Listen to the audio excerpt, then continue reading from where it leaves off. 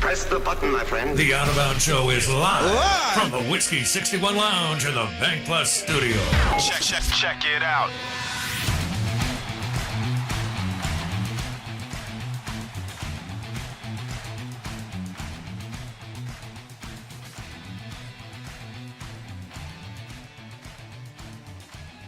Your SEC Insider Hit this morning is brought to you by all the awesome Farm Bureau insurance agents in the state of Mississippi. Bundle your car and home and save with your local Farm Bureau insurance agent. Good morning. Welcome in.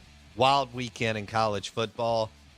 And we're going to hit a good bit of it for the next 23 minutes with Tom Luginbill on the Yuengling Lager guest line. Luke's national college football analyst with ESPN. Tennessee takes down Bama, and Ole Miss wins again. And Ole Miss is number one in the West right now. Now, this is all going to play out, but it's wild what's happening in the world of SEC football right now.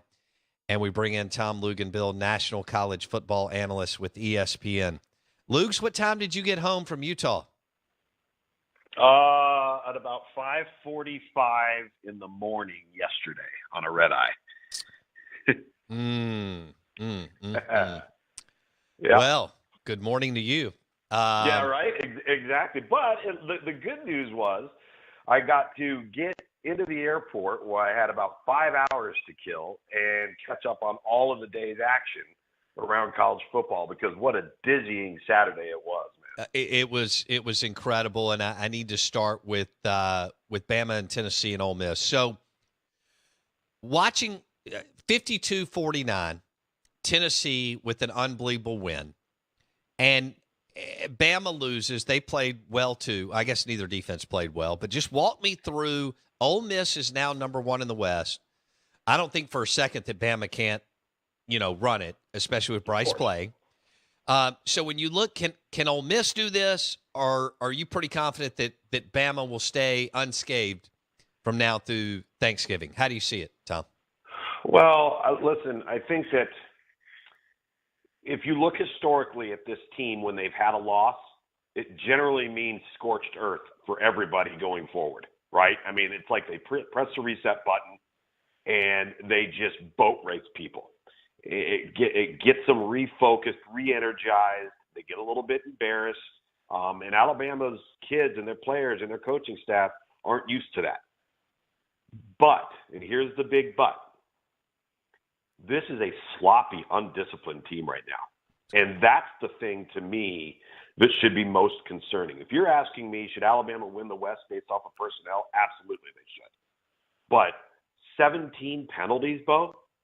I mean, this was a sloppy, undisciplined team, and it wasn't just Saturday. They've gotten away with it this year because they've been the superior team on the field. But then they went on the road versus a team that's red hot right now. And what do I always say to you? If you don't have the same personnel as Alabama, right, you have to play lights out. You got to play your best game, and then you need Alabama to help you. And that's exactly what Alabama did for Tennessee, and Tennessee took advantage of it. And credit Tennessee, man, they were ready to play, ready to roll. Mm-hmm. But to answer your question about, running the SEC West, I want to sit there and say I want to base it off the percentages of history and what Alabama's done when they have lost, but I don't like how sloppy they are right now. Yeah. No, that makes sense. 2 road games at LSU and at Ole Miss. And then Bama.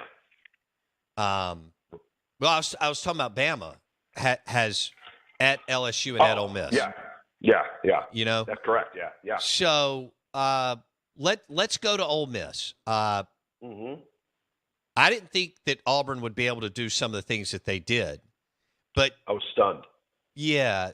Well, all right. Talk about that first, and then I'll talk about how amazing the Lane Kiffin, Marty Biaggi onside kick play call was. But go ahead on that. I could not believe that they were able to be that dysfunctional at quarterback and be able to move the football. Now, what they ended up doing was moving the football on the ground, but look what Ole Miss did on the ground. 69 rushing attempts. 69 rushing attempts. By the way, you know how many Mississippi State had the other day? Not many. 10. Yeah. 10. And so I think that Auburn is an abject disaster on offense. They have no rhyme or reason. They have no rhythm. The quarterback is so problematic. But then when they decided to just line up and start running it, all of a sudden they found a bit of a groove there, and good for them. I think Ole Miss obviously has some work to do in relationship to continuing to perform better versus the run. But if you're going to be able to run the football the way that Ole Miss did, and you're going to be able to counter what the other team's doing, boy, that is a beautiful luxury. 448 yards on the ground for Ole Miss. Yeah, Judkins, Evans, and Dart all go for 100-plus against Auburn. How about that onside kick by Marty Biaggi and Lane Kiffin? How about that call?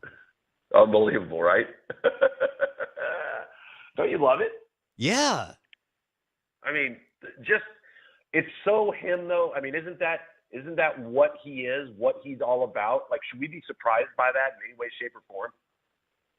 No. No, not at all. You know, Kiffin is he just hired that guy from Purdue and Jeff Brom's staff. And there are people in the business that think Brom is off the charts, smart, and good coach, and knows how to hire people and so on. Now, he's at a ridiculously difficult place to win.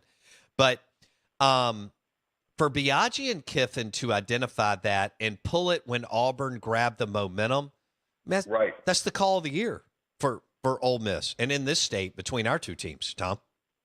Yeah, and the thing that I think is even better than the onside kick is the mule kick. What was he doing? You know what I'm talking about on the sideline with Lane? The mule kick? Yeah, have you seen him? No. You got to watch Lane Kiffin's. I don't know what he was doing, but he's putting his arms on the ground and kicking back up with his 2 feet on the sideline. Like he was doing a mule kick. I have no idea why. You have to go look. I can't believe you haven't seen it. I mean, the onside's beautiful, and it was set up. I think that when you say pull out the onside kick at that time, there you go. There's Lane. I'm watching it right now. I don't know what he's doing. You'll see it. Okay. But anyway, yeah, you got to go look at it. It's pretty good. The onside kick, though, when you generally have those opportunities, it's a look that a team has repeatedly shown where there is a gap or and a hole in their front line of defense, and then that's where you're going to typically target the ball. Now, you're going to go into that, and you're going to say, okay, we are a green light on this if they are aligned the way we need them to be aligned, right? You don't just call it to call it. And obviously, if you see the separation in the front line for Auburn to the right side, and you see where that was, there was just a bubble in their return unit, and then the kicker just executed it perfectly. Can't believe you haven't seen his mule kick. Oh, I'll find it on Twitter after we knock down this interview. Tom Luginbill on the Yuengling Lager guest line. You're listening Out of Bounds, ESPN 105.9 The Zone. What do you think?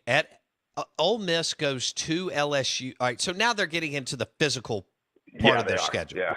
Okay.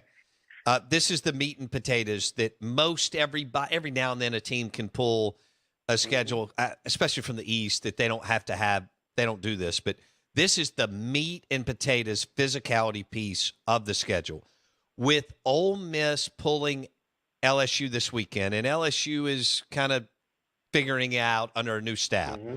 But Jaden Daniels went for 300 plus, 349. They went for 179 on the ground at Florida. I know Florida's struggling at times, but they still have athletes. Go down there to Gainesville and win. When you size up this game, 2:30 CBS, what do you see, Tom Luginbill? I see the environment. I think that's the thing. I think the next 2 weeks, Ole Miss goes to LSU. They go to Texas A&M.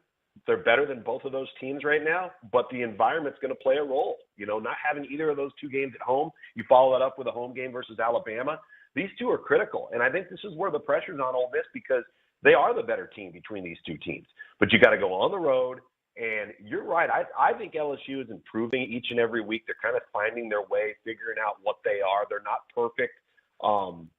but they've got athletes, and that scares you. And they've got a quarterback that you have to defend the run with in Jaden Daniels. That's always difficult to contend with. And listen, you think LSU is going to be studying the heck out of that Auburn tape to figure out what it was Auburn was doing up front to have some advantages and to run the football the way that they did, because I thought Auburn did a really nice job when they finally decided we just got to line up and run the football, these guys, and they did. So I think both quarterbacks are still prone to make mistakes, still prone to maybe make ill-advised throws, and generally with Jackson Dart, it's as a result of his confidence in himself to, just take a risk with the ball because he's talented and he knows it, but then he doesn't make that decision to just live to play the next down. You don't want to see that jump up and bite you on the road. But I think you're right about this. If you look at the teams on Ole Miss's schedule to this point, the two teams that they have played that they were, I think, very fortunate to get at home, obviously was Auburn and Kentucky. They haven't had to play in a raucous environment. You're on the road at Georgia Tech, right? You're on the road at Vanderbilt. That's why I think the environment is going to be very, very critical for Ole Miss to see how they handle it. Yeah, they have the 109th strength of schedule in the current AP Top 10. Yeah. Luke. Yeah. For example, Tennessee has the 12th, Bama the 6th. Arkansas is brutal. Yeah. Yeah, no doubt. I know you just had Arkansas this weekend. We may get to that. But staying with Ole Miss, don't you think Dart is going to have to win them a game? That's usually how this game goes and this league goes, and he hasn't had to do that today. It's a matter of time. It's only a matter of time, and that's where I get a little nervous with him because, again, he is very, very talented, but he's also prone to overestimate his ability from a decision-making standpoint, where if he just checks it down or he throws it in the seventh row and you live to play the next down, that's what's going to win you more games in the end. And then they're going to get into a tight game in the fourth quarter, and he's going to be expected to have to mount a game-winning drive or put them in position to kick a field goal. And it's probably not going to come with his legs. He's going to have to make some throws downfield at critical moments. And we just haven't seen it yet because the schedule hasn't put them in that position. Who do you like? It's in Baton Rouge, 2:30 our time, 3:30 yours. Yeah. Again, we're trying to get a read. Well, we're trying to get a read on Ole Miss because of their schedule, and we're trying to get a read on LSU just because of their new pieces. The line right now is even. Who do you like? I think it's a pick-up as well. I kind of feel the same way. But because of the game being at home for LSU, I give LSU a slight edge. Okay. All right. When you look at – were you surprised Jaden Daniels was able to throw it for 349 yards through the air against Florida? Or? I've been unbelievably surprised that Jaden Daniels has played as well as he has in every facet. I really, really am. He is playing – the football that he played for Arizona State as a true freshman, where he looked so promising, and it was like, whoa, this guy might really start becoming something. And then he regressed his sophomore and his junior year. I mean, he really did. So, yes, to answer your question, I never saw a guy that would be completing almost 70% of his passes. I thought he would have turned the ball over far more than he has. And, if there's an area of his game that I think he's got to continue to improve upon, is when he does break the pocket, and he does it a lot, and he's got opportunities with his leg, he could create more opportunities in the passing game if he keep his eyes downfield and maybe look for a late dump-off or a late deep throw, because he's garnering so much attention running. But he has a tendency not to do that. He has a tendency to just, when he decides he's going to take off and run, he's taken off and run. And I think he could create more chances in the passing game by just taking a last-second look before he decides to tuck it and go. But he's exceeded expectations, in my opinion. Okay. Tom Luginbill on the Out of Bounds show. Who do you have this week? I have Texas and Oklahoma State and Stillwater. Should be a great one. Oh, my gosh. Yeah. I like that. Sark and Gundy. Yeah, it's going to be a good one. Okay. Yep. Let's go. Yep. Who's the best team in the country right now? Oh, boy. I think the most error-free team in the country is Ohio State. Is that because of their schedule, though? Probably so. But, again, they have not played down to the level of competition. They have played to their own standard. And I think they're the most error-free, and probably if you combine that with their talent, they probably deserve the number one ranking. If you said who's playing the best football right now, it might be Tennessee. Mm-hmm. I mean, the way that Tennessee is playing the game, the way that Michigan should be in the conversation, the way that I did not see that Penn State game and Michigan game unfolding that way. I mean, that was a tail kicking by Michigan against a Penn State team that's a good football team. So, it's interesting.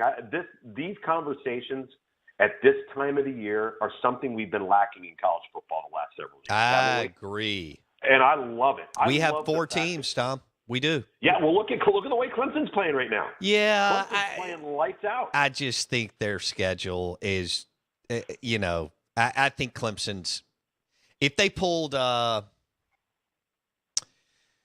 if Clemson pulled Mississippi State's schedule, they'd be 9-3. It's just potentially could it's be. just where I have to go with that. But I do agree with where you're going. We actually have 4 teams right now, I think.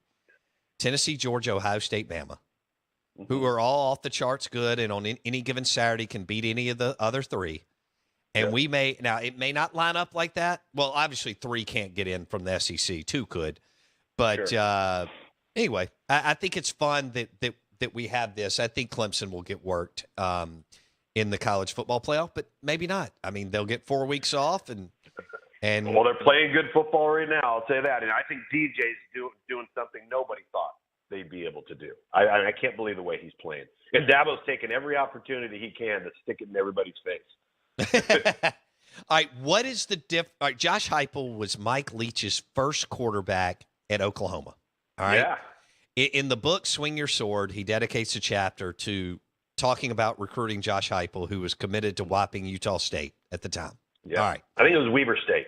Okay. And the rest is history. Okay. Sure. And, all that kind of good stuff. What is the difference between Josh Heupel's air raid and Mike Leach's air raid? So the true Mike Leach air raid is something that the pass protection techniques are different, right?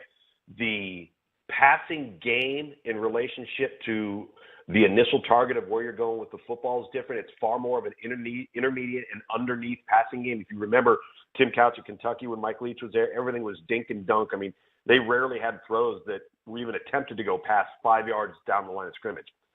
Where the Josh Heupel offense differs vastly is the Art Briles, Kendall Briles, and Jeff Levy influence. So Jeff was at Oklahoma as an offensive lineman. That's where his relationship is with Josh Heupel. And what they started to do is implement far more of a power run game that is based on outside zone, inside zone, and counter, and then play action to create vertical downfield shots. I mean, do you see how many balls they are throwing vertically in that offense and completing them? I mean, those are low percentage throws, Bo. And so the difference is really the implementation of the run game, with the vertical passing game that comes off of it is really the distinct difference. And then the amount of plays that they want to run. But, the air raid is what it is scheme-wise, but it was never, hey, let's get 95 plays in a game. These guys want to snap the ball between 10 and 12 seconds having gone off the play clock every single snap. So the approach is a bit different too than your traditional air raid. And when you look at the traditional air raid, why has it had some issues in its time? Because there's not a true devotion to a run game to complement the passing game. I was praising Mississippi State the last couple of weeks, especially last week. 37 rush attempts. I think they had 173 or 178 yards in a dominating win where they were balanced over Arkansas. They play in the game against Kentucky on the road. They're horrendous on third down. All right. They have 10 rushing attempts for 22 yards. And the opposite for UK, 48 rushing attempts for 239 yards. Kentucky was really, really good on third down, almost 50%. That was the difference in the football game. Right. Yeah. And to only run 47 plays, Leach is not going to have that 20-plus rushes on 40. If they run 68, 72, 75, then he could have those 20-plus rushing plays. But, and sometimes time of possession doesn't matter, Tom, especially when you and I were growing up, it did. Now the game is played so much differently through spreading people out and so on. Yep. And explosive plays. I mean, good Lord. Most of what you and I grew up with was played between the tackles and 3 yards. No question. And really what college football has become is red zone defense. Oh, no question. You're not stopping people from the 20 to the 20. No. That's why we're seeing teams give up 550 yards and win the game. Right. If you start to see that on defense, you're going, gosh, these guys are horrendous on defense. Then go look at their red zone defensive efficiency, and I guarantee you it will tell the story. No question. So that when you look at that, and I think Kentucky's absolutely ordinary, Tom.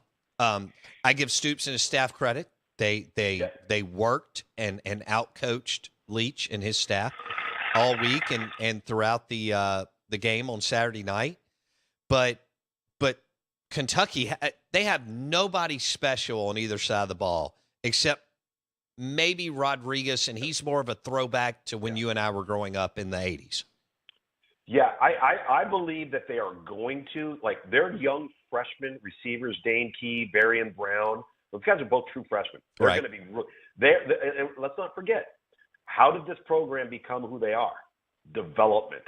So now all of a sudden we're starting to see a Kentucky team playing with true freshmen that are good enough to play because the program's gotten to a level that they have access to those players now. But that still doesn't change what they actually are. They want to redshirt guys. They want to be playing with people that are redshirt sophomores and redshirt juniors. And now they've gotten to the state of the program where they're playing with some younger guys and more talented, but they're still younger, right? Mm-hmm. And I'm totally with you, especially when it comes to Will Levis. I am scared to death that he's either going to be Jake Locker or Paxton Lynch. Or Hackenberg. He's such a better athlete than Hackenberg was. Okay, fair enough. But I'll say it, he's a prime example of, and I may be wrong. Here's what I'll say. I don't think there's gonna be much gray area. I think he's either gonna be Jake Locker or he's gonna be Josh Allen. I'm not so sure there's gonna be any in between. Because if you remember when Josh Allen came out of Wyoming, he was hurt all the time and he turned the ball over a lot. And now, I mean, he is elite. He's not good. He is elite. Freak. And so I'm curious to see which Will Levis we will see at the NFL level because I still think he's remarkably streaky. I got a minute or less. Tom Luginbill on the Out of Bounds show. A&M at South Carolina. What do you think? Oh, that's a good question. I think it depends on how Spencer Rattler plays. I think he's been very, very average. I think he's been streaky like Will Levis has. And to me, I think that's a pick-em, just like the LSU Ole Miss game is. Okay. Fair enough. All right. Have fun in Stillwater. Thanks, buddy. Will do. All right, buddy. Tom Luginbill, national college football analyst with ESPN. He's got Texas and Oklahoma State this week. He called the Arkansas game, which is good because State's already played them, but Ole Miss will play them later, and Lugs will know all about them. No one else will have an interview like that going into that weekend. Good morning. Welcome in. The Out of Bounds show is brought to you by Farm Bureau Insurance. It's a Farm Bureau Insurance Monday. Bundle your car and home and save with your Farm Bureau Insurance agent. Ryan Fowler, 9:30 on the Yuengling Lager guest line.